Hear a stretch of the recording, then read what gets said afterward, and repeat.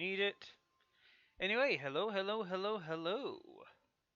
We're back, and it's not an actually chaotic time at the moment, so woo. Get down. Alright, so where are we going first? Actually. We've got quests down here. Oh, we haven't done request yet. Alright, we'll handle that in a bit. We'll probably just be grinding up experience. Unless there's someone I can only do today, so... We'll do the quests first, and then we'll do the whole, shebang of, artifact grinding or whatnot. But yeah, so sorry I had to leave early yesterday. Kinda, something came up. Couldn't exactly leave it alone, so...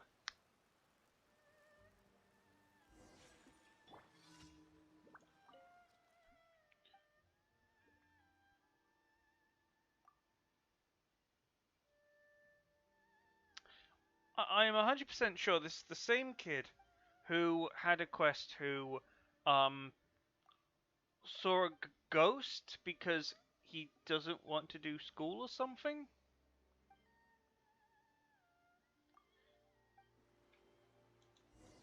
I am fairly certain that...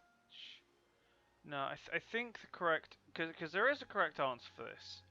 The incorrect answer is the tea house, and I think the...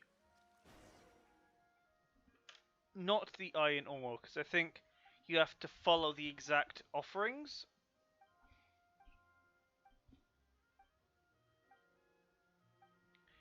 And these are like...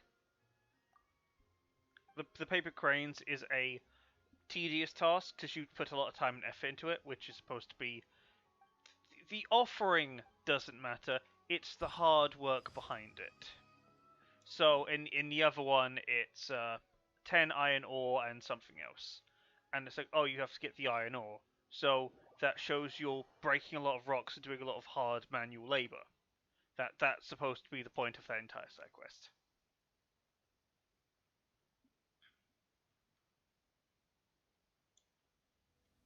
Anyway, where are you? Oh yeah, since it's a new day, that means new quests are out for the anniversary. Or not anniversary, but Kaching's and Xingling's event, which might as well be the anniversary, considering it's a celebration within 1 year of the game. So,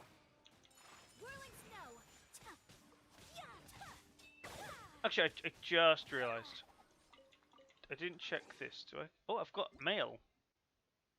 Thank you, travellers. 402.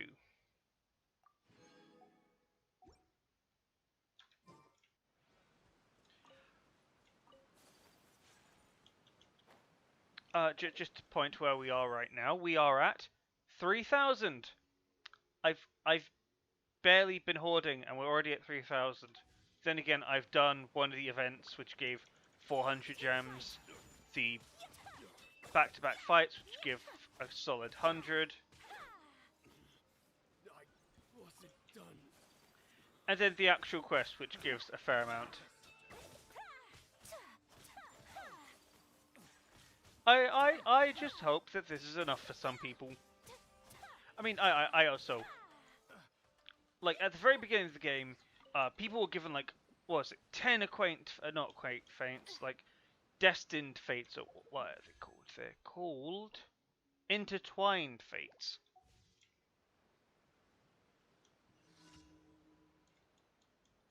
And the whole thing of intertwined fates is that, oh, that's a that's for a banner, which are especially important. No on this.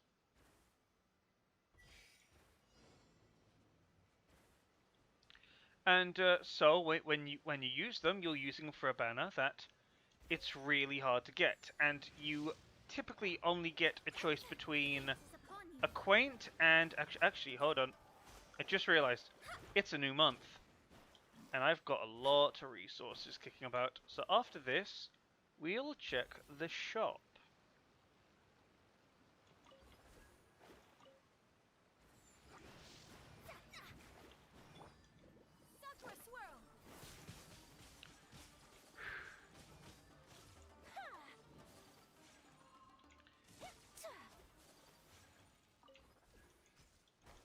But yeah, I just hope that these rewards are suitable for some people. As I understand that since the very beginning of the game, we haven't been getting that many rewards. We've been getting a fair bit, but not like, oh, it's something absolutely critical. Because like the launch of a game is the launch of a game. It's not gonna be. You're not gonna get the same rewards all throughout the game because the game just launched. Also, the game's not gonna give you things because, surprise, surprise, the game wants to make money, and it's not going to give you everything for free. Otherwise, what's the point of playing the game?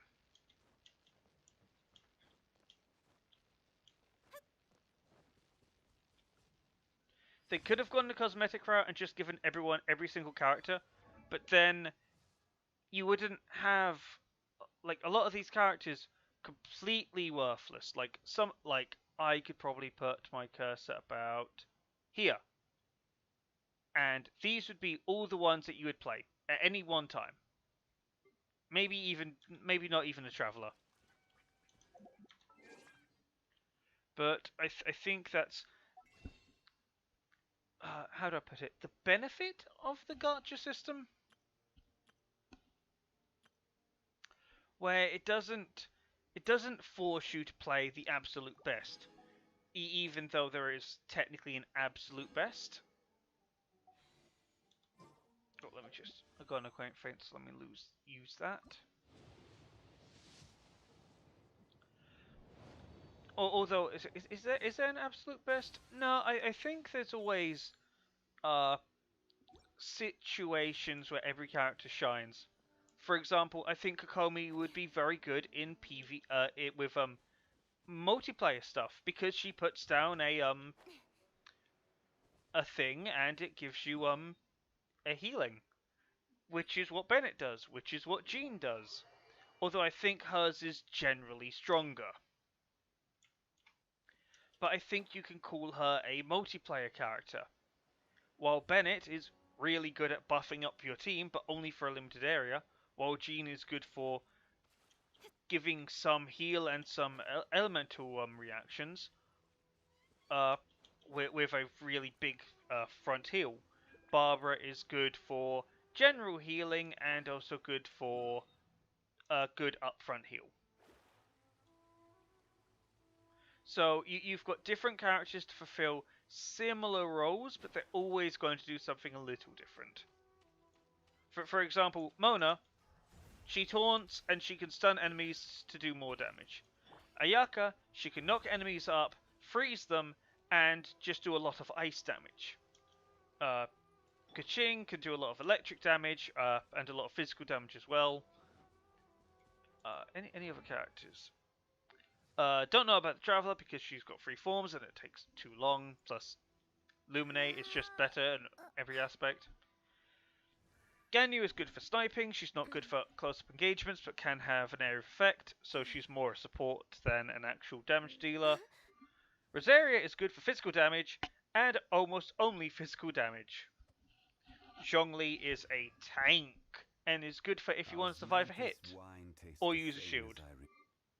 Yanfei is good for elemental reactions because because her fire is really effective and if you've got her built like this, her fire does a lot.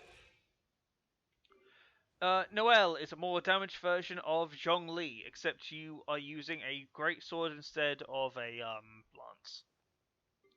Elemental reactions, stick in an area, stay away from the enemy. All-rounder, good at chipping away element shields. Also can get rid of rocks. I would say personally good, very tanky, because her skills give defensive stats as well as a shield and a counter. Damage AoE, but she ramps up. Healer, as discussed. Good sub DPS, gives a lot of supporting damage. Good for evasion, like good for positioning, I would say. She probably doesn't do a lot of damage. I need to use her more. Good healer, fine damage.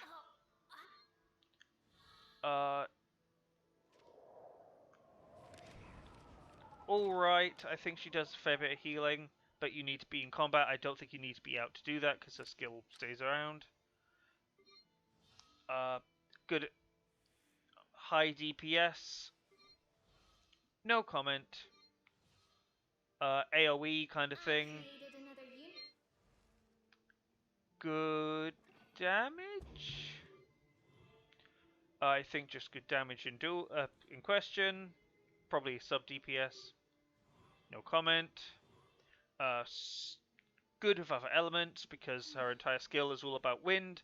So everything just kind of whooshes together and she does fire, she does everything. So she's a multiplier. Xiongyan, I actually have no idea what you do. Oh, you're a cryo buff. Simple ice sword user. And then I suppose shield. Then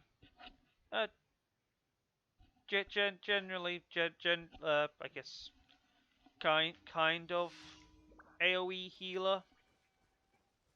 But the point is that there are different people, and no one character fills the same role in the same sense. Oh, I'm forgetting. Baal. She's very interesting because she does a lot of she does a lot of damage on her own, but she feeds into her allies, and her allies feed into her. So, kind of if you play as Baal a lot, your allies are going to do a lot of damage. So you want to play as your allies, but you also want to play as your allies, so Baal can do a lot of damage. It becomes this infinite feedback loop.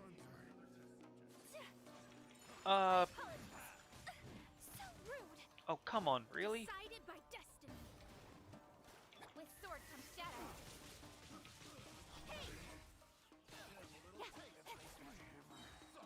But generally, depending on who you get, it kind of depicts your playstyle.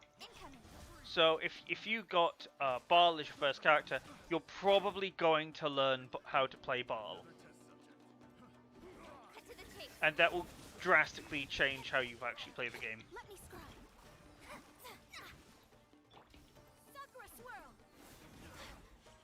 Because if you had every other character, you would be forced, you would basically play all DPS with one healer.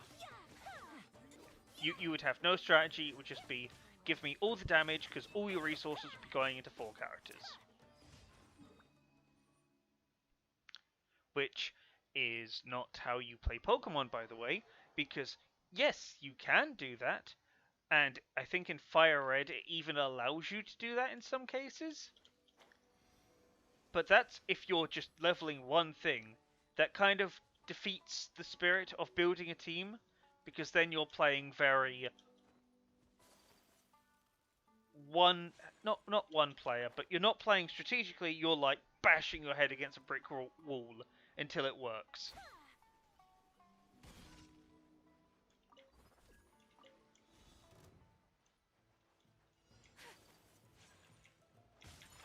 Really? Are you not? Oh, okay. It was just taking a while for it to take effect. Cool, why? Cool, and just charge more, please. Wind, hear me. Speed of light. Yeah, nowhere to hide. Embrace the ice.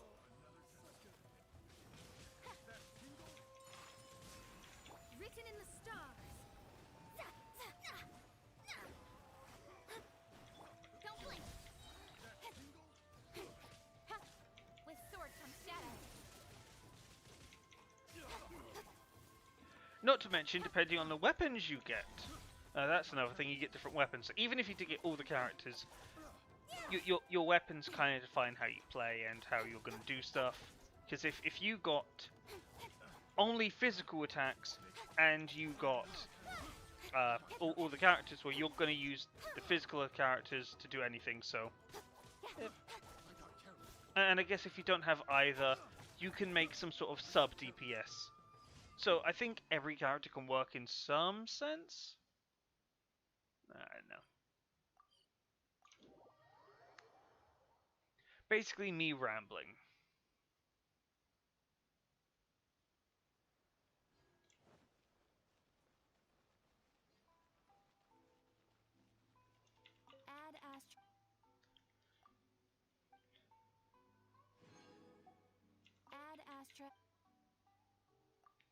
extra. Let's get you back.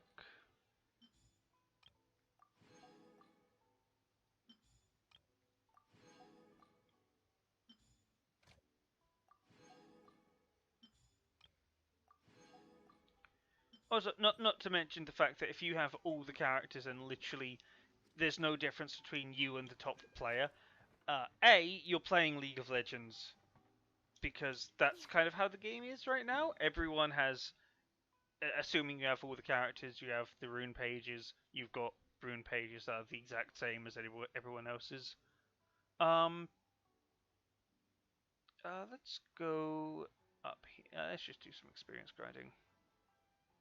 Where's the experience? Over here. Cool. But the point of League of Legends is that each game you're refreshing. So you get to level 18, you finish the game, you refresh back to level 1. If you were always level 18 and you just, well, everyone is level 18, or then, and you kept all your items, or then every game would just be incredibly boring because you've got no simulated growth. While in League, you always start bottom. So I think if you had everything in Genshin, people would just stop because, like, well, what am I doing? I've got everything. I don't need anything. It's why I kind of got bored with what game was it? It was a Final Fantasy mobile game where you basically got the characters for free. So you got Cloud, you got Tifa, absolutely free, and it's like I don't know, that always hindered my view of them because, like, okay, cool, you can get the Master Sword because you grind for weapons. It's like, all right, cool, but I don't care much for the Buster Sword. It's cool, it's a part of the lore and it's interesting, but no one's going core the not Master Sword, the Buster Sword, core Tidus's Aqua Blade, core the you get the idea. It's like the attachment to a character, I think, is what makes a gacha game good or bad.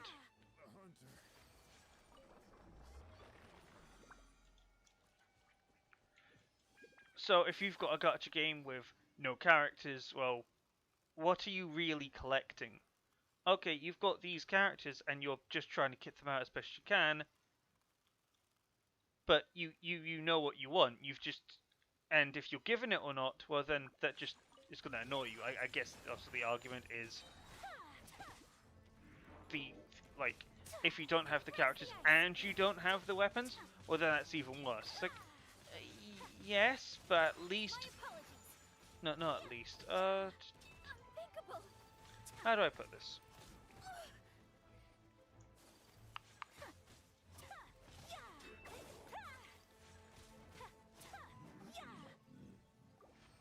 The weapon isn't as important. The character kind of makes how you play. Like in the Nier reincarnation game, you can get different characters. You can get 9S, you can get like the prisoner, you can get the soldier and whatever, and they're cool characters. And the game puts you through like these different kinds of levels, where you're just like, oh, here's this story about the soldier, and you have all this bad you have this backstory. Although I guess if you don't care about the backstory, who's the prettiest character basically? Because they all play not the same, but I personally just didn't really care for some of them. The Star Ocean game, Anamensis, that was a game that was cancelled, which sucks because I actually liked that game. At least it was cancelled in the West because it still is being played in Japan. You could get 2B, you could get characters from different series, and I think that's what keeps a gacha alive. It's the promise of a character. The moment you kind of go, okay, you got everyone, they all become worthless because you've got them. Their default value is 1 because some characters you like I absolutely like Eula, and I only like her a lot because I don't have her at the moment. Like, let me check. Like, Kokomi. Okay, I don't like Kokomi, and I'm not going to get Kokomi, so she doesn't have much value. Baal. I really like Baal, and I want her, but I want her even more because I don't have her and I can't get her. Kazuhara, I think he's a pretty cool wind character. Eula, absolutely loved her appearance. Absolutely loved it. Hyuto, I don't get the appeal, but she seems interesting. Xiao, absolutely awesome, rips through things. Albedo, good storyline, not sure he has any gameplay value. Tartaglia, good character. Interesting play mechanic because he's using a bow, but he can like change to like twin daggers, which then raises the question: why is he using a bow if it's not just, oh, we couldn't think of a way to get him to use other weapons by default? Klee uses bombs and is adorable. And Diluc is pure damage because I think his only fire move is. Let me check his moves. Talents, regular attack, searing over. Yeah, just his regular fire attack, just / that does fire damage, and then releases intense flames to knock back. Basically Mario Ultimate. And he's an interesting character, but ultimately, you want who you don't have. For example, I kind of want Klee because A, I don't have her and I can't get anything. So it's really annoying. But it's not impossible. I don't need Klee for anything.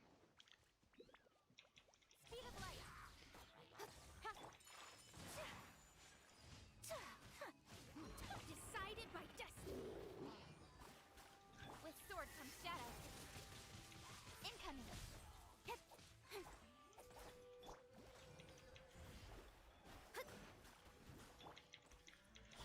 Whew. But if you just have everyone in the game, well then,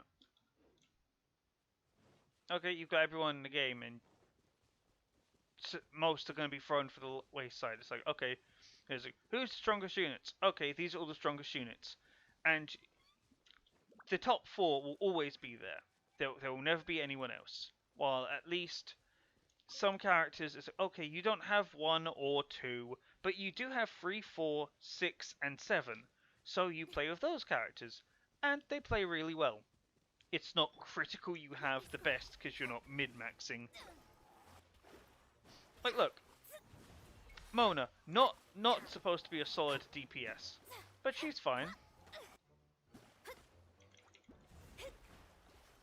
Also, she distracts enemies, so that gives a little bit of a different gameplay element.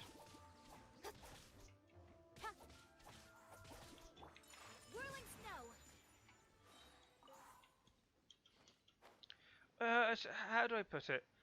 I think gachas don't do much. Well, I think the point of a gacha is you're not going to have everyone, because that's the whole business model. You basically try and get characters as you can, and you will do it for free. Some just buy and hoard, and those who have a lot of money to splurge will splurge on them. And it's like, dude, you just spent $1,000 on this one thing. Why? Delve into destiny. Fate is upon you. But this is just me kind of rambling because I'm trying to process my thoughts. Because like, what makes a gacha game attractive? Well, it's not the aspect of grinding. It's not the aspect of being given something. Something has to kind of give a return. And it's like, what is that? Oh, it's the characters. And if everyone just has the characters by default, there's no big event like, ooh, you just got a 5-star. And it's like, well, what makes these characters different from one another? What makes them special?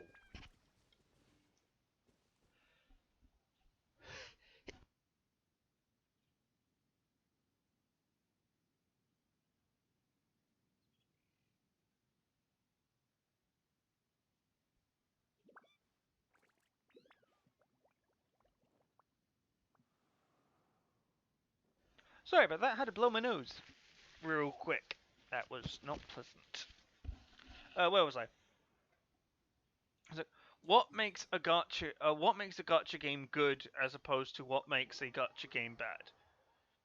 People want characters, so they will try and get those characters, and it builds an attachment.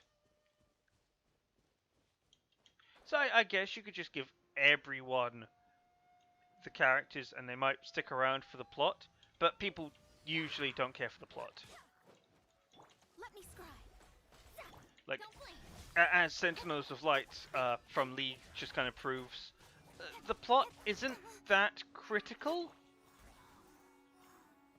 Like, there are a few people that absolutely adore the plot, but a majority of people do not care. It's like, I want to play as my gunny gunman going pew pew pew. I don't care what happens to the depressed one over there. Or, I want to play as that cute goth girl. What do you mean that she's very boring and has very bad plot? I don't care. Hey, what about that Iron Man in a suit of armor? He's cool. What? You're telling me he's a dead realm? That's awesome. Like, the story is usually secondary to the actual character. Don't blink. Delve into It's great if they have fantastic story, but it's also not the main appeal. And while Genshin, the plot is interesting because it's like different kind of stories, Let me scribe. it's not the game's main focus. Like, the game isn't telling me lore at this current moment. Okay, maybe the story beats, the main story beats, where it's telling me the lore, that's its main focus. But that's not everyday gameplay.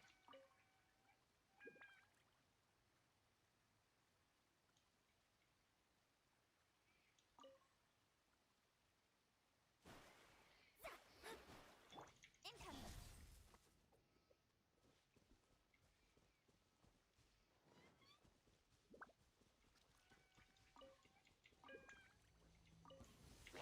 Speed of light.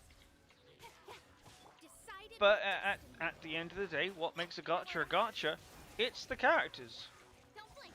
It's the attractive characters, it's the characters of good behavior, it's their quirks, it's what they say, what they do.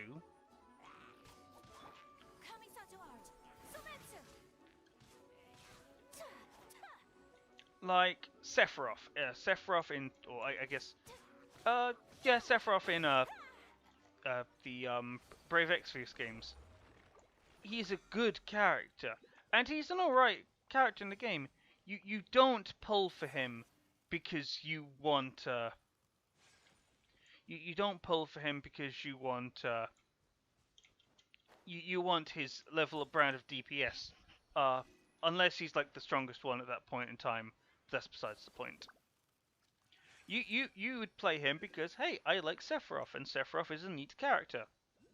Also, you want to see his special go off all the time. So, okay, maybe he is the strongest, and that's more of a bonus than an actual part of the game. Collecting rare and exquisite. But if you kind of remove that aspect of, oh, everyone has these characters, enjoy, well then you kind of boil it down to gameplay, and a lot of characters that would be loved normally as people get dropped immediately because, well, why would I care? They're not like the best at anything. Like, look at them. Today is a lucky day. Like Mona can't do one-hit kills. Why do I care? So I guess that's the end of my little rant. Also, I just completely skipped over. Let me collect things. I'll collect things for a bit, and then get back to that. This should Because put again, food in more my Prima wallet. Gems.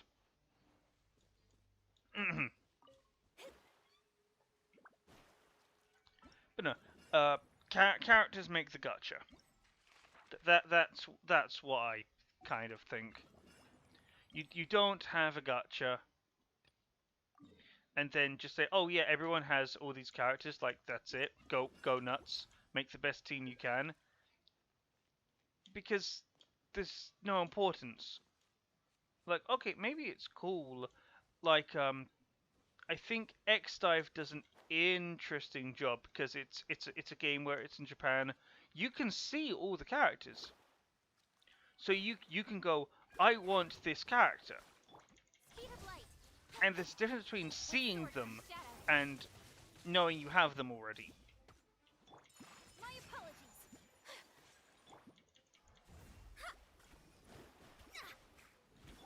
Don't blink.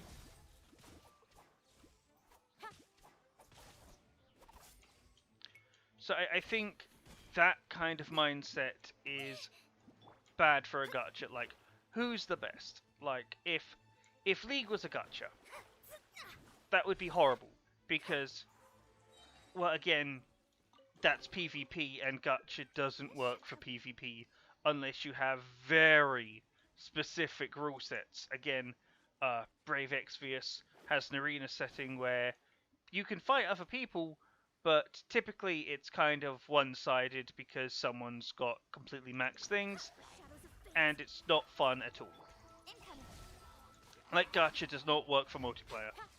At least PvP multiplayer. PvE, however, well, you're against a computer. The game will level up as you expect, and you can level down now. So, oh, I think this game's a little too difficult. I can tone it down, and this will work. Delve into destiny. Hey.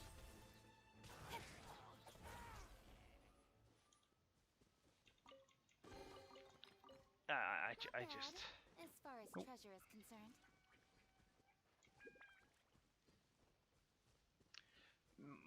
Anyway, I think that the point of a gacha isn't to play... It isn't to play to the best of your ability. It's to play what you want. And if you do get that, congratulations, you got what you want. If you don't, well then, better luck next time, I guess.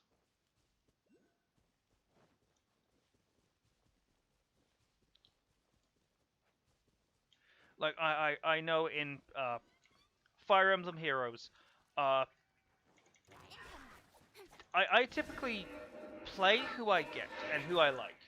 So I have a team full of Camillas. Just full. I've got, what is it? Lucina and... No, it's Lucina. On to the next.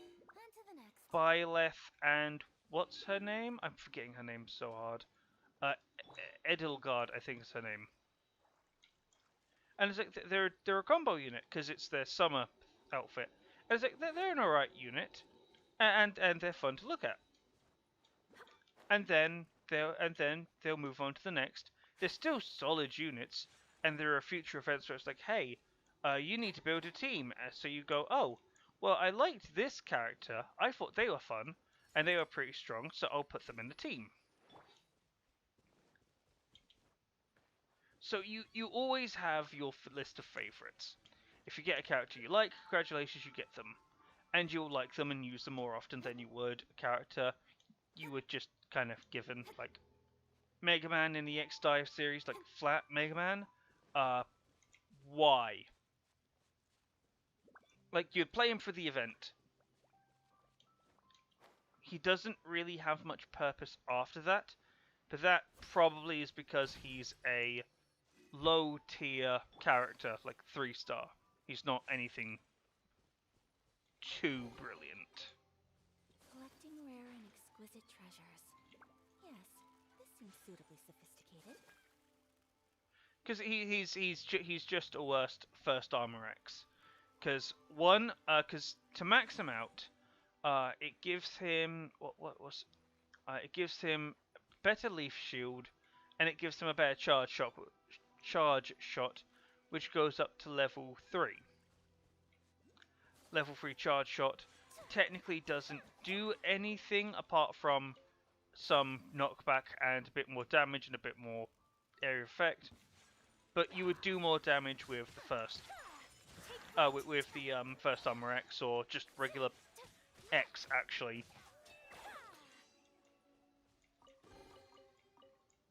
Collecting rare and Although exquisite treasures. X Dive does do well is the fact that it does make use of other characters. So characters like Leia, Aelia, Axel, you might think, oh, I'm never going to use them. There's no point. And then the game goes, hey, by the way, you gain more points with these characters. You'll go, okay. I get these characters.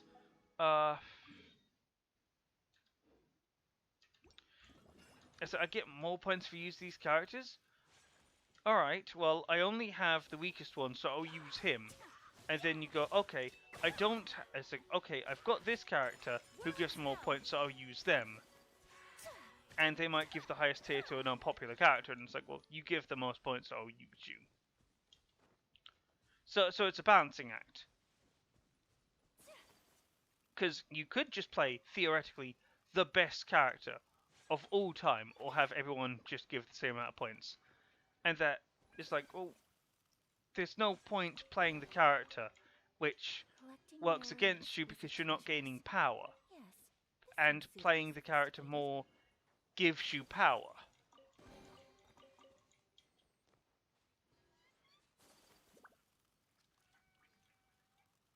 Plus, who knows? You might think, oh, Axe was a horrible character. I don't like him. I saw him in the X game. He just sucks.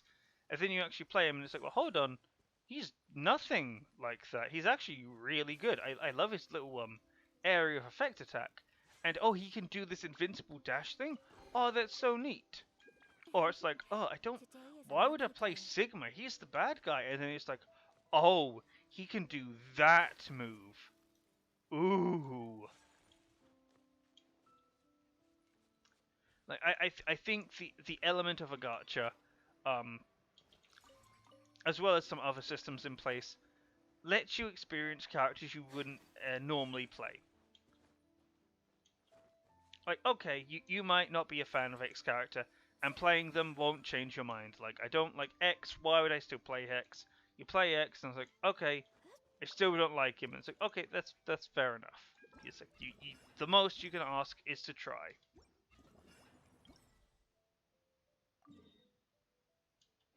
Or the most you can ask for is to try.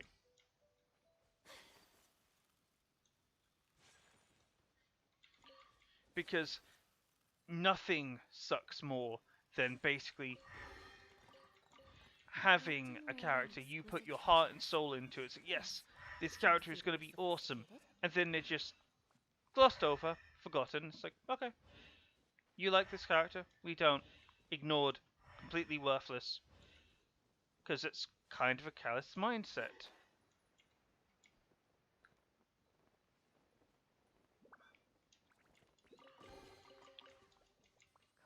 And just restricting them to events only makes it seem like it's more of a chore than an actual bonus. Because it's all about how you perceive things. If you perceive something to be a chore because you've got everything already and it's just an artificial restriction, yeah, you're going to look very unfavorably and say, yeah, I'm not going to do that. While if you have limited characters, and then you go, oh, I have X or Y, I can do this, oh, let me try them out, and then you really fall in love with them. Or you go, they're alright, I could have a better character, and then you go down a tier and it's like, ooh, this character is actually really solid, I like it, I will make them my main playable character. I shall treasure this good fortune.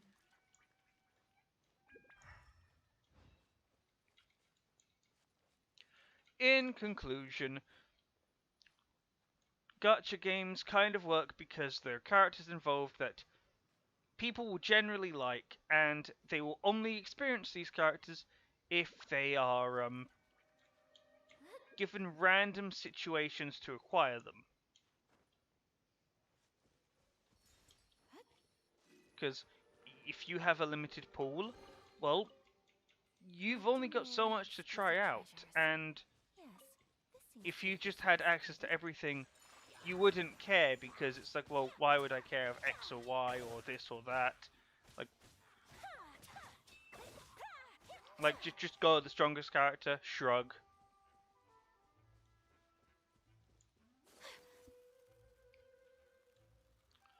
I mean, I guess if that's just talking from a, you have no idea what the game is and you have no idea who the characters are. You would always go for the strongest ones if you have no attachment.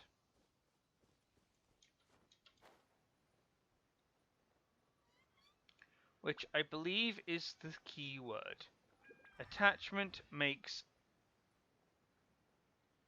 Is it attachment makes the gacha?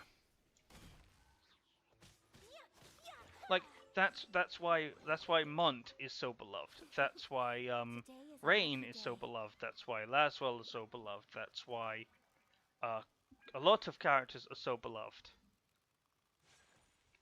Because you got to play them, you got to see them, you got to get attached to them. And then sometimes there are characters that are completely forgotten, put by the wayside.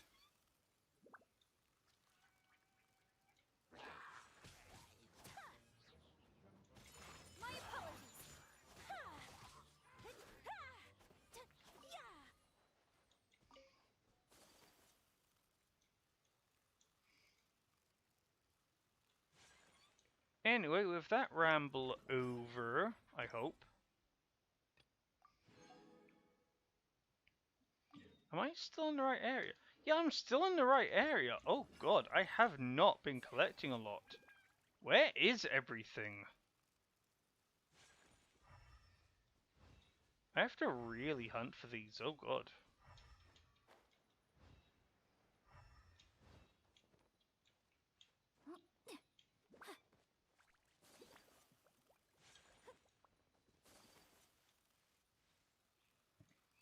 Oh, there's one. You are really on the edge. Also, just a reminder, we are still gaining Primogems and other resources. Even if it's 5 a pop, there is a lot of them.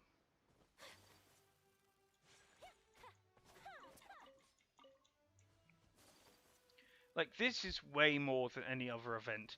Tell me an event that let you get this many Primogems in such a short amount of time.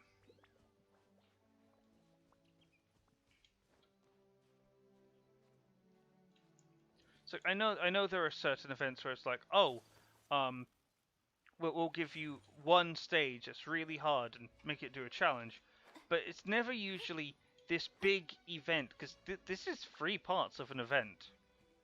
It's a really big event.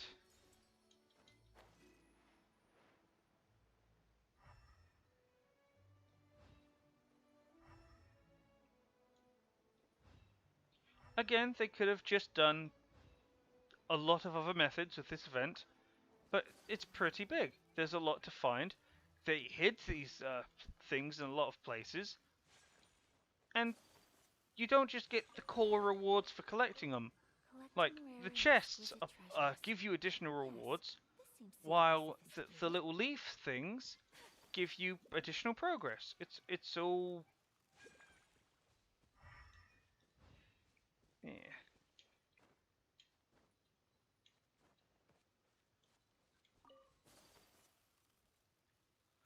yeah. But nonetheless, it still worries me that I think people are going to abuse the fact that they got miHoYo to bend the knee, and it's like, the giant bleeds! Go for more, go for more, go for more, because they'll try and get more free stuff. And it's like, look, we can't keep giving free stuff. And it's like, the player base goes, it's like, well, the game's dead, we can't do anything. Because people were too greedy. Because I personally want to see where the story goes. I want to see the end of this story. But if it gets to the point where it's, oh, the game stopped, like, because there's no player base, because everyone left in a huff, well, that's gonna suck.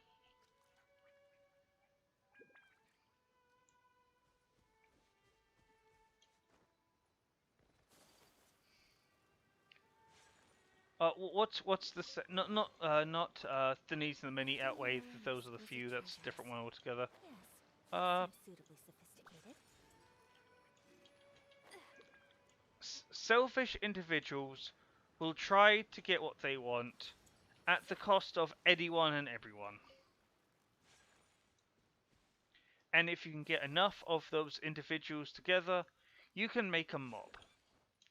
So you can fake an actual movement because people Today is a aren't lucky day. in the same area. They're pretty sparse and far apart. So if you've got like Johnny, Jim, and Tom in different areas, and well, Tommy sees one thing but others don't, well, you've only got one person. And then if you have Tommy reaching out to other people going, "Hey, I don't like this thing. Can we do something about it?" Well, that's technically created more people. So it gives the illusion like a lot of people are angry, when really it's one person getting his friends together and Today just is a kind of lucky day. dunking, which makes things difficult when you're trying to perceive actual backlash to fake backlash. Now, I think Genshin's backlash was uh, legitimate because it was like, yo, you gave us barely any. Oh, where'd you go? It's like you barely gave us anything. Why are we still playing this game? We're gonna quit.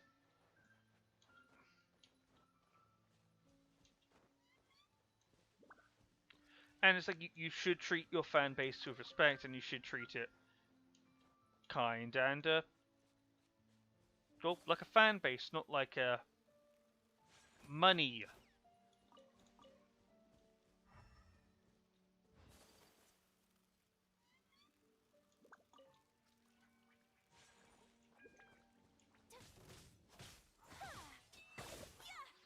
Okay. Oh, no, no, no. Where'd your health bar go?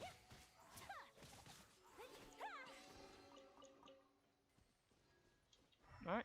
Health bar went. Health bar yawned and went to the mountains.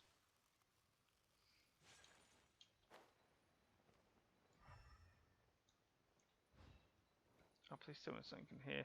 Oh, there. Alright, I let should treasure me this good quickly fortune. check. Progress, Moonlight Seeker. Oh, 75? We just hit 75. Ooh. Mm.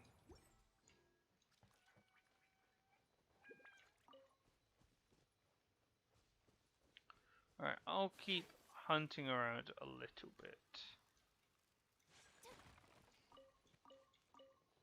But is it only chests I have left? I'm pretty sure I scoured this entire place, head to toe, like top to bottom.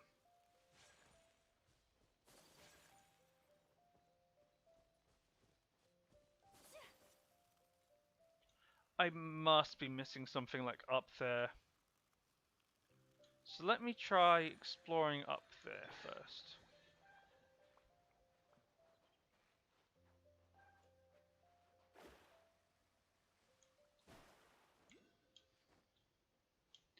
Yeah, okay. So I was right.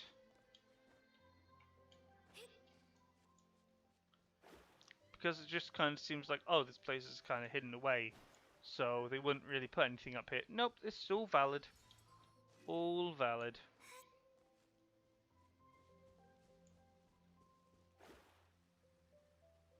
Yeah, see?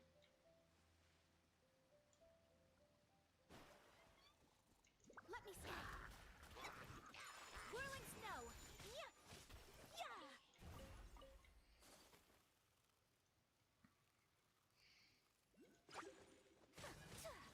Take flight.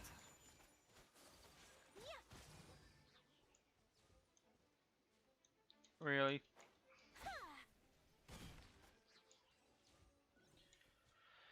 I've got to climb all the way up there now, great.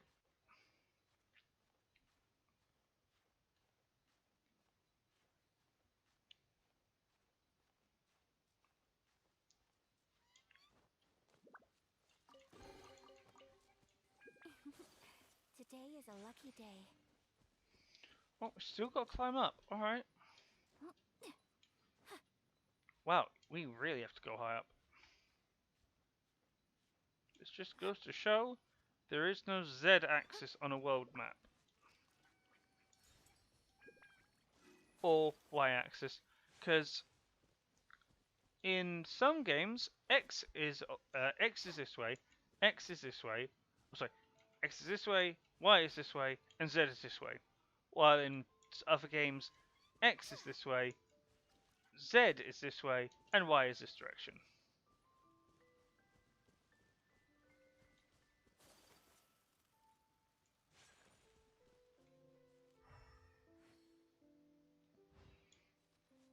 I'm still missing something.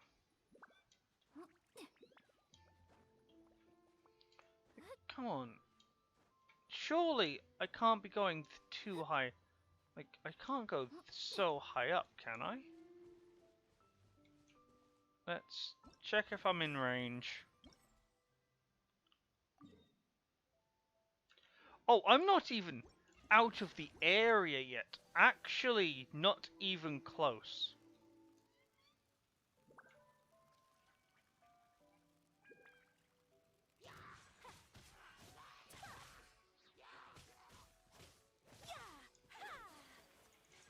Whirling snow.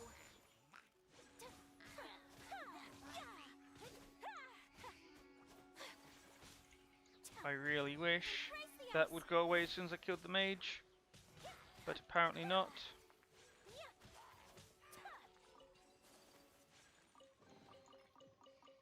Collecting rare and exquisite treasures.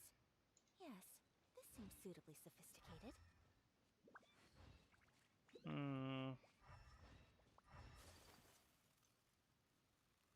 So,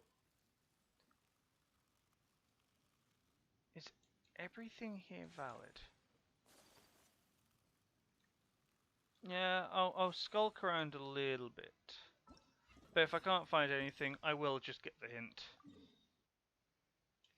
But yeah, wait, I haven't even checked the beginner area.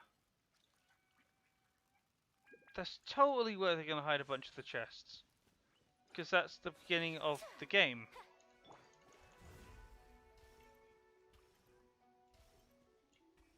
Okay, leave you alone.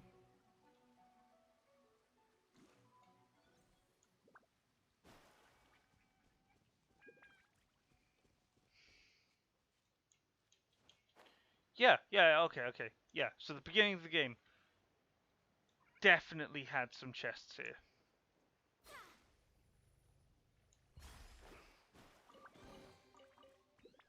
This should cover food and rent for a while. Cut to the chase.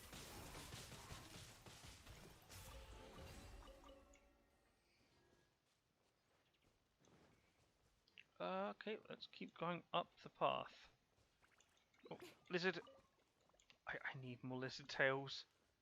I've been neglecting trying to grab them. Also, I need to get more stuff for Barbara's Ascension, because I haven't been doing that either. So, yeah, it's going to be a bit of a grind fest.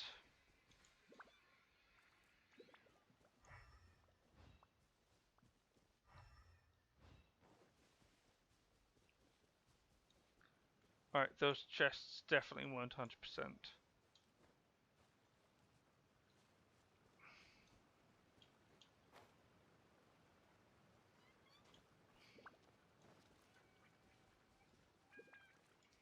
Oh yeah, and a neat little detail. Okay, you decide not to do it. Alright, cool. If, yeah, you jump into water, you do a little dive. Although I think you have to do it when your initial arc is over water, because it kind of locks you in at that point. Because this jump is the same as this jump, and I held the space button for the same amount of time.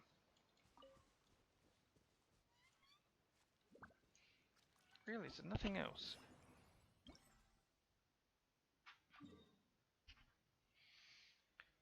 Oh, actually, I need to go check down, because yeah, there's more space down below, up above.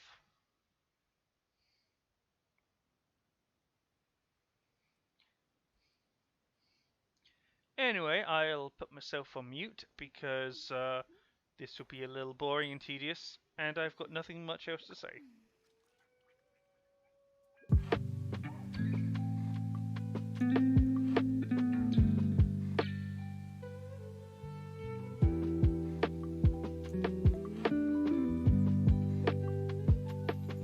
Okay.